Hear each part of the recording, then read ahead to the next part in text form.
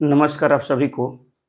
बतौर एक नागरिक, एक भाई, एक इंसान, एक पिता, कह सकते हैं कि हम एक मानव होने के नाते हमें बहुत सारे ऐसे दायित्व होते हैं, ऐसे कार्य होते हैं जो हमें करने पड़ते हैं। मैं इसी दायित्वों को लेकर के मैं ऐसे बिंदु, ऐसे कुछ टॉपिक लेकर आता हूँ, जो हमारे देश की जनता, नागरिक और जो हमारे समाज के लोग हैं, वो जागरूक हो सकें, कॉन्शियस हो सकें और अपने प्रति यदि अच्छे प्रबंधन के साथ अपने जीवन शैली को निभाते हैं, तो शायद अपने जीवन में कुछ बेहतर कर सकते हैं। इसी संदर्भ में मैं आज का विषय लेकर आया हूँ, हेल्थ इंश्योरेंस। अ, कहते हैं कि स्वास्थ्य एक धन है, स्वास्थ्य के प्रति सतर्कता ज़रूरी है, पोषण के प्रति सतर्कता ज़रूरी है। यदि बहुत धन हो, लेकिन स्वस्थ नहीं हो, तो जीवन सब बेकार है। ऐसी बहुत सारी लोकोक्तियाँ कही जाती हैं, वो अलग बात है। लेकिन आज मैं इस विषय पर चर्चा करने वाला हूँ कि आखिर हेल्थ इंश्योरेंस क्या है? इससे संबंधित जो-जो बातें हैं, जो हमें बतौर नागरिक समझने और जानने की आवश्यकता होती है, उस उसके बारे में थोड़ी बहुत अपनी जो जो भी मेरा थोड़ा-सा ज्ञान है, उसको मैं साझा करने का प्रयास करता हूँ। मैं कभी भी यह नहीं कहता हूँ कि आप हमारी बातों को मानें ही मानें या मानने के लिए बाध्य हों।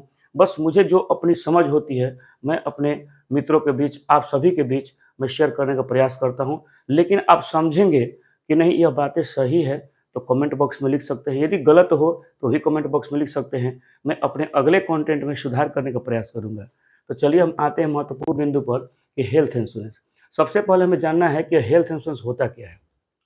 जैसे हम अपने जीवन के जो दैनिक कार्य होते हैं, जो जीवन होते हैं, जो हम पूरे जीवन को जीते हैं, एक इंसान के रूप में अपने स्वयं के लिए, अपने बच्चों के लिए, पत्नी के लिए, परिवार के लिए, माता-पिता के लिए, उन्हें जो भी हो, मित्रों के लिए, समाज के लिए, जो भी जीते हैं हम, हमारा जीवन बहुत ही अनमोल है, इसकी सुरक्षा बहुत ज़रूरी है। हम जो भी अर्न करते हैं, कहीं न कहीं एक बजट बनाते हैं, तो हमें शिक्षा पे इतना खर्च करने हैं, हमें अपने घरेलू खर्चों पे इतना खर्च करने हैं, मतलब कि बच्चों की फीस पर इतना खर्च करने हैं, लेकिन हम हेल्थ इंश्योरेंस के रिगार्डिंग कभी नहीं सोचते हैं। एक्चुअली हेल्थ इंश्योरेंस वो एक प्रक्रिया है जिसके माध्यम से आप अपने अर्निंग से एक छोटा-सा प्रीमियम प्रति वर्ष आप इंश्योरेंस कंपनी को देते हैं और इसके परिणाम स्वरूप आपका या आपके परिवार के किसी सदस्य का जब कोई गंभीर बीमारी होता है और या कह सकते हैं कि किसी इमरजेंसी में आप होते हैं या किसी विशेष या कोई आपको ट्रीटमेंट की आवश्यकता होती है, सीरियस केस होते हैं, तो उस अवस्था में आपको सबसे ज़्यादा ज़रूरी होती है बेस्ट ट्रीटमेंट की। मैं बेस्ट ट्रीटमेंट की बात इसलिए कह रहा हूँ कि कुछ लोग ये सोचते हैं कि बहुत ज़्यादा पैसा होगा तो हम जान बचा लेंगे या बेस्ट ट्रीटमेंट ले लेंगे, ऐसा कुछ नहीं है। बेस्ट ट्रीटमेंट के रिगार्डिंग आपको ये चीज़ें समझ में आएँगी, मैं इस पर चर्चा करने वाला हूँ। इसके लिए क्या करना होता है कि जैसे आप जो भी मतलब कि आप लेते हैं 5 लाख, 10 लाख, 20 लाख, 50 लाख, 1 करोड़ जो भी सम एश्योर्ड लेते हैं, उतना सम एश्योर्ड के अकॉर्डिंगली आपके ऐज के अकॉर्डिंगली आपको 1 साल में प्रीमियम देने होते हैं और उसी के आधार पर आपको जब भी ज़रूरत होता है, आपको ये परिवार के सदस्य को, तो कंपनी की तरफ से उतना मतलब कि अमाउंट का आपको ट्रीटमेंट का खर्चा कंपनी बियर करती है। आगे हम टाइप्स पर जाएँगे तो और सारी बातें क्लियर हो जाएँगी। मैं आगे बढ़ता हूँ। जैसे टाइप्स ऑफ हेल्थ इंश्योरेंस, सबसे पहला है इंडिविजुअल। इंडिविजुअल में क्या होता है कि हम सिंगल अपने लिए भी हेल्थ इंश्योरेंस ले सकते हैं। मान लीजिए कि आप पति-पत्नी हैं, आपके बच्चे हैं, माता-पिता हैं, अन्य सदस्य हैं, फिर भी आप चाहते हैं कि हमारी अफोर्डेबिलिटी नहीं है, हम सिंगल ले लें, तो आप सिंगल भी ले सकते हैं, कोई दिक्कत नहीं। तो उसको हम लोग इंडिविजुअल प्लान कहते हैं। फैमिली फ्लोटर प्लान में होता है कि आप स्वयं और अपने परिवार के सदस्यों के साथ, जैसे मान लीजिए पति-पत्नी हैं, बच्चे हैं या माता-पिता हैं, आप उनको शामिल करते हुए एक पूरे परिवार का आप फैमिली फ्लोटर प्लान ले सकते हैं। और मैं इसके बारे में बता दूँ, फैमिली फ्लोटर प्लान के बारे में, जैसे मान लीजिए कि आप 4 सदस्य हैं, एग्ज़ाम्पल के रूप में पति-पत्नी और बच्चे हैं, 1 लड़का, 1 लड़की या मतलब 1 लड़का 2 लड़की या जो भी हो, मतलब 3 बच्चे हों। मतलब हम कहते हैं कि फ्लोटर प्लान में हम मैक्सिमम 3 बच्चों को शामिल कर सकते हैं जिनकी आयु 18 से कम हो और कुछ कंडीशन में 25 से कम होना चाहिए। तो ऐसे जब हम रियल में इंश्योरेंस कराते हैं तो उसके रिगार्डिंग हम समझेंगे, लेकिन आपको मैक्सिमम 3 बच्चों को शामिल कर सकते हैं फैमिली फ्लोटर प्लान में। तो इसमें करना क्या होता है कि मान लीजिए कि आप 10 लाख का सम एश्योर्ड का इंश्योरेंस लेते हैं, तो पाँचों सदस्य के अकॉर्डिंगली जो प्लान लेंगे, उसके आधार पर आपको साल में एक छोटा-सा प्रीमियम देना होता है। वो मतलब कि 15 से 20,000, 25,000 जो भी हो, जैसा प्लान लीजिएगा वैसा होता है और साल में हम उसको पेड करते हैं। तो उसके अकॉर्डिंगली क्या होता है कि पाँचों सदस्य में से किसी को भी ज़रूरत पड़ जाए, भगवान न करे, ईश्वर न करे, हम लोग कहते हैं बार-बार, लेकिन ज़रूरत पड़ जाए, तो वो कंपनी क्या होती है कि उस सम एश्योर्ड का जो अमाउंट होता है उस आपके उस ट्रीटमेंट का वो पैसा कंपनी देती है। तो इसमें एक बहुत बड़ी सेफ्टी मतलब फ़ील होती है कि हम इसके अकॉर्डिंगली अपना हम ट्रीटमेंट का एक बहुत बड़ा बैक सपोर्ट होता है। इसके बाद होता है सीनियर सिटीज़न प्लान। इसमें क्या होता है कि आप माता-पिता जो ज़्यादा एज के होते हैं, तो उनका भी आप प्लान ले सकते हैं, लेकिन उसमें एक प्रॉब्लम होता है कि आपके जो प्रीमियम अमाउंट होते हैं, बहुत ज़्यादा होते हैं। क्योंकि रिस्क ज़्यादा होते हैं, आपको बहुत ज़्यादा एज होने के कारण उसका प्रीमियम रेट भी ज़्यादा हो जाता है। लेकिन आप अफ़ोर्ड करते हैं, तो माता-पिता का प्लान ले सकते हैं। क्रिटिकल इलनेस प्लान भी होता है, जिसमें कोई गंभीर बीमारी होता है, जैसे मान लीजिए हार्ट का ऑपरेशन होता है, लिवर, किडनी का ऑपरेशन होता है, ब्रेन हेमरेज का होता है, तो उसकी सेफ्टी के लिए एक अलग से क्रिटिकल इलनेस प्लान भी ले सकते हैं। इसमें सुविधा है। Top up super top up plan होता है कि जैसे मान लीजिए कि हम कोई प्लान लिए हैं, उसमें कुछ हम सरप्लस करना चाहते हैं, एक प्लान भी हम ऐड करना चाहते हैं, तो उसकी भी सुविधा मतलब कि इंश्योरेंस कंपनी देती है आपको। तो जब चाहें तब जब रिन्यूअल करते हैं उस समय आप कभी भी टॉप अप कर सकते हैं, कोई प्लान उसमें ऐड कर सकते हैं, ये सुविधा कंपनी देती है। सबसे बड़ी राहत की बात क्या है कि 22 सितंबर से हमारे देश के भारत सरकार ने जीएसटी फ्री कर दिया है। इससे मतलब प्रीमियम में काफ़ी राहत मिली है। तो इससे मैं यही कहता हूँ कि सभी को, चाहे वो एम्प्लॉयी हो, चाहे नॉन एम्प्लॉयी हो, अपने जीवन की सुरक्षा के लिए, स्वयं के लिए, बच्चों के लिए, पूरे परिवार की सुरक्षा के लिए एक हेल्थ इंश्योरेंस ज़रूर रखना चाहिए। और क्यों रखना चाहिए, देखिए यहाँ पर लिखे हैं संक्षिप्त में जानबूझ करके कि कोई बातें हम भूल ना जाएँ कहते-कहते। तो व्हाई इज़ इट इम्पोर्टेंट, मतलब कि यह क्यों महत्वपूर्ण है हेल्थ इंश्योरेंस, इससे मैं चर्चा करना चाहूँगा। सबसे पहले ज़रूरी है कि जो आजकल मेडिकल ट्रीटमेंट के जो एक्सपेंसेस हैं, जो बहुत ज़्यादा अमाउंट होते जा रहे हैं दिन प्रतिदिन। कोई भी मान लीजिए कि आप हॉस्पिटल में जाते हैं, चाहे किसी चीज़ का ऑपरेशन हो, एक्सीडेंटल हो, कोई भी हो, तो उसमें क्या होता है कि बड़े-बड़े हॉस्पिटल एक हेवी अमाउंट माँगते हैं।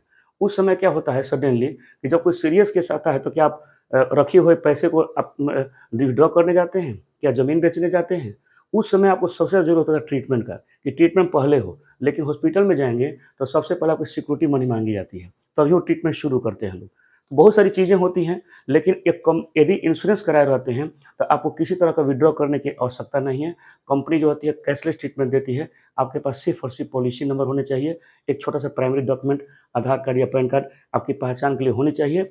और हॉस्पिटल क्या करते हैं कि एडमिट कर लेते हैं और सबसे पहले ट्रीटमेंट स्टार्ट करते हैं। और जो पेपर्स प्रोसेस होते हैं, वो अप्रूवल के लिए कंपनी को भेज दिया जाता है, फिर कंपनी अप्रूव करके अमाउंट हॉस्पिटल को दे देते हैं। इससे क्या होता है कि जो पेशेंट होते हैं, हम होते हैं, तो उसमें क्या होता है कि हमारे लिए टेंशन नहीं रहता है। हम जाकर के ट्रीटमेंट करवाते हैं ईज़िली, उसमें किसी प्रकार की दिक्कत नहीं होती है, एक सेफ्टी फ़ील होता है। दूसरा होता है कि सेफ्टी फॉर सेविंग। जैसे मान लीजिए कि हम पैसा कुछ अर्न करते हैं, और अर्न करके बहुत सारे पैसे को जमा करते हैं बच्चों के एजुकेशन के लिए, कुछ प्रॉपर्टी बना कर रखते हैं भविष्य में शादी-वादी करने के लिए। बहुत सारी चीज़ें होती हैं भविष्य के लिए हम बचा कर रखते हैं। लेकिन सडनली सपोज़ कीजिए कि ऐसा कोई ज़रूरत पड़ गया कि हॉस्पिटल में कोई मेजर ऑपरेशन करने पड़ गए, तो सोचिए कि वो सारे अमाउंट जो आप जमा करके रखे थे अपने बच्चों के भविष्य के लिए, स्वयं के लिए, वो सारे पैसे जो होते हैं खर्च हो जाते हैं। तो एक तरह से ये जो मैनेजमेंट करते हैं, जो लाइफ़ को मैनेजमेंट करके जीते हैं, उनके लिए बहुत ज़रूरी है कि एक हेल्थ इंश्योरेंस रखें। साल में छोटा-सा प्रीमियम दे करके आप एक बहुत बड़ा बैक सपोर्ट सेफ्टी के रूप में रख सकते हैं, ताकि भले ज़रूरत ना पड़े, लेकिन ज़रूरत पड़े तो आपको एक मतलब कि बैक सपोर्ट के रूप में काफ़ी अंदर से फ़ील हो कि हमारे लिए एक बहुत बड़ा सपोर्ट है, मुझे इसकी चिंता नहीं है। जिससे पीस ऑफ माइंड, एक शांति भी रहता है। मान लीजिए कि जैसे हम लोग जिस परिवार के लिए जीते हैं, स्वयं के लिए हो, क्योंकि स्वयं की भी सुरक्षा ज़रूरी है, क्योंकि आप हैं तो आपका परिवार है।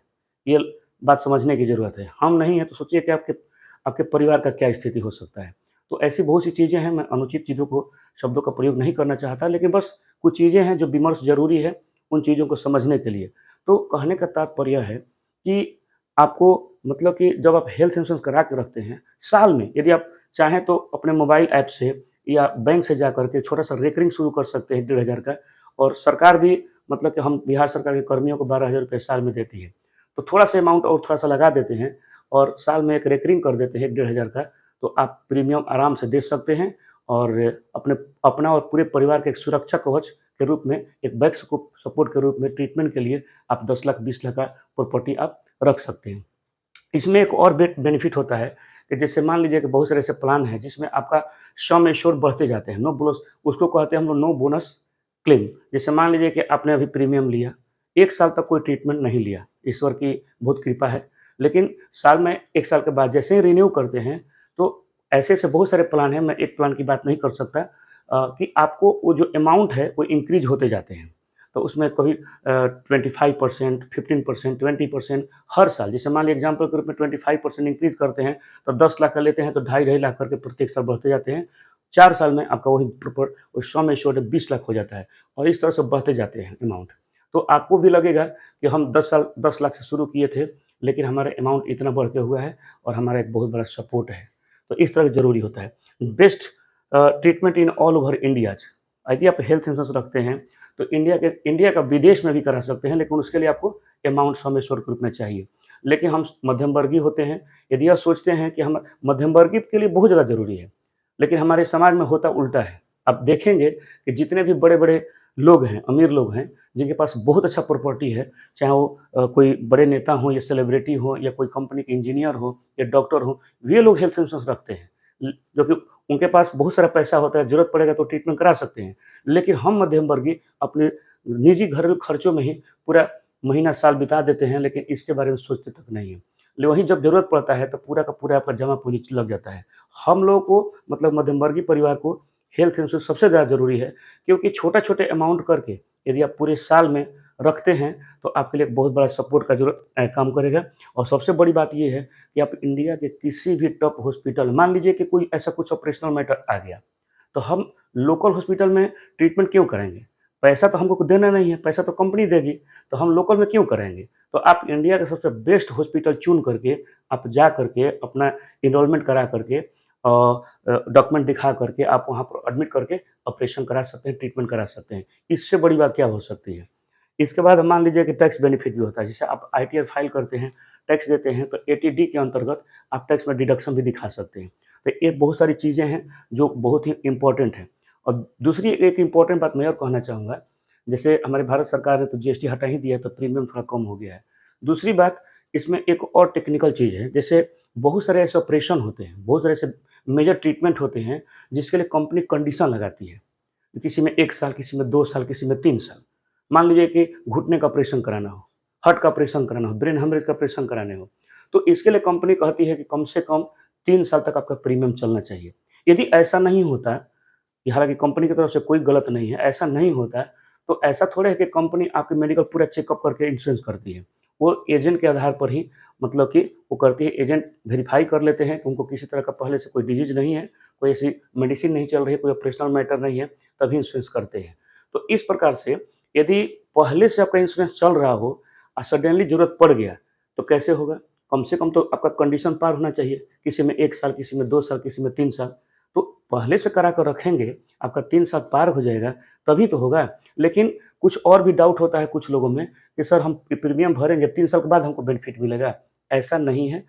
2 साल, 3 साल वैसा कंडीशन आता है कि जब आप एक नॉर्मल वे में जाते हैं कि हमें घुटना का ऑपरेशन कराना है, हमें आइज़ का ऑपरेशन कराना है, हमें लिवर का, किडनी का ऑपरेशन कराना है, हमें ब्रेन हेमरेज, तो उस कंडीशन में होता है। लेकिन एक्सीडेंट आज आप इंश्योरेंस करते हैं, एक्सीडेंटल केस मतलब कल ही आपका ऐसा कुछ कंडीशन सडनली आ गया जिसमें एडमिट होना पड़ गया, कोई ऐसा एक्सीडेंट कर गया, कोई ऐसा सीरियस बीमारी आ गया, उस कंडीशन में कंपनी आपको ऑन स्पॉट कैशलेस ट्रीटमेंट की व्यवस्था करती है। ऐसा नहीं है। लेकिन आप नॉर्मल मान लीजिए, एक मैं एग्ज़ाम्पल लेता हूँ। जैसे मान लीजिए किसी को अपेंडिक्स है या कोई हर्निया है या कोई ऐसा कुछ कंडीशन है, आपने डिस्क्राइब कर दिया, प्रिस्क्रिप्शन भी अटैच कर दिया इंश्योरेंस के साथ। तो इसमें क्या होता है कि कंपनी एक कंडीशन लगाती है कि इसका भी ऑपरेशन करेंगे, लेकिन आपको 2 साल या 3 साल का कंडीशन, वो नॉर्म्स कंडीशन होता है उसके बाद। ये होता है, ऐसा नहीं कि वो कंपनी ट्रीट नहीं करती है। लेकिन आप एकदम नॉर्मल वे में हैं, किसी तरह का मेडिसिन यूज़ नहीं करते हैं, कोई आपकी बीमारी नहीं है, तो आपको 24 घंटे के बाद भी कोई ऐसा बीमारी निकल जाता है, तो कंपनी आपको ट्रीटमेंट की व्यवस्था करती है।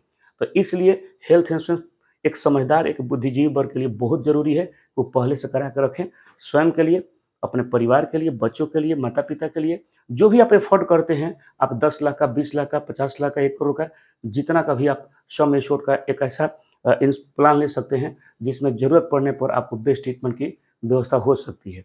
तो इस प्रकार से ये चीज़ें थी, जो आपको समझना चाहिए। और मुझे ऐसा लगता है कि बतौर नागरिक, बतौर एक अ, इंसान कहिए, समाज के एक व्यक्ति कहिए, एक जनता कहिए, जो भी हो, एक भाई हैं, एक पिता हैं, आप एक चाचा हैं, जो भी हो, आप गार्जियन हो, एक आप रिलेशनशिप में जी रहे हैं कि कोई ना कोई आपके मुँह ताक रहा होता है कि हमारे लिए वो गार्जियन की भूमिका में है, तो आपका यह दायित्व बनता है, ऐसा ड्यूटी बनता है कि हम उसकी सिक्योरिटी के लिए एक अच्छा प्लान लेकर चलें, ताकि यदि तो हम लोग दुआ करते हैं, यदि जिसका भी इंश्योरेंस होता है तो हम लोग दुआ करते हैं, भगवान करे हमारा साल में इंश्योरेंस मेरा प्रीमियम ऐसे ही जाए, हमको ज़रूरत ना पड़े। अब मान लीजिए मैं एग्ज़ाम्पल के रूप में देता हूँ, यदि हम बाइक चलाते हैं, हम हेलमेट लगाते हैं, तो क्या यह सोचेंगे कि हम गाड़ी से गिर क्यों नहीं रहे हैं? ऐसा तो नहीं सोचेंगे, क्योंकि हेलमेट हमारे लिए सुरक्षा होता है, कि हम बाइक अगर गिरे, तो हमारे लिए कम से कम ज्ञानेंद्रियों का बचाव कर सके और हमारे जीवन बच सके। यदि हाथ-पैर कहीं चोट लगता है, टूटता है, तो बहुत जल्दी मतलब कि रिकवर हो जाता है। लेकिन कहा जाता है कि ज्ञानेंद्रियों में कोई विशेष चोट लग गया, तो उसमें जीवन का सबसे ज़्यादा खतरा होता है। तो इसलिए हम लोग हेलमेट लगा के चलते हैं। तो अंततः मैं यही कह सकता हूँ कि हेल्थ इंश्योरेंस जस्ट लाइक, मान लीजिए कि आपका गाड़ी के लिए समझ लीजिए कि आपके पास एक हेलमेट है, या कह सकते हैं कि यदि पानी वाले जहाज में आप सवार हैं, तो आपके लिए लाइफ जैकेट है। यदि आप प्लेन में सवार हैं, तो एक पैराशूट है। तो जस्ट लाइक ये सपोर्ट सिस्टम है आपके लिए। तो मुझे लगता है कि आपको ये सब करा के रखनी चाहिए। इसी के लिए ना हम जीवन भर, दिन भर यदि हम काम करते हैं, कुछ न कुछ पैसा अर्न करते हैं परिवार के लिए, तो मुझे लगता है कि ऐसा करा के रखना चाहिए। यदि विशेष आपको मेरी बातें उचित अनुचित लगी हो, या कोई सही गलत लगा हो, तो मैं निवेदन पूर्वक कहना चाहूँगा कि आप कमेंट बॉक्स में ज़रूर लिखें। और मैं अपने चैनल पर, मेरे तरफ से यही कोशिश होगी कि जो भी ऐसे कुछ मुद्दे हैं, जो आपके लिए, आम जनता के लिए बतौर नागरिक, बतौर एक इंसान, एक बतौर गार्जियन, आपको वो चीज़ें जाननी चाहिए, वैसे मुद्दों को मैं लेकर आता रहूँगा। तो आप हमारे देखते रहें हमारा चैनल। इसके लिए बहुत-बहुत धन्यवाद आप सभी को बने रहने के लिए। Thank you.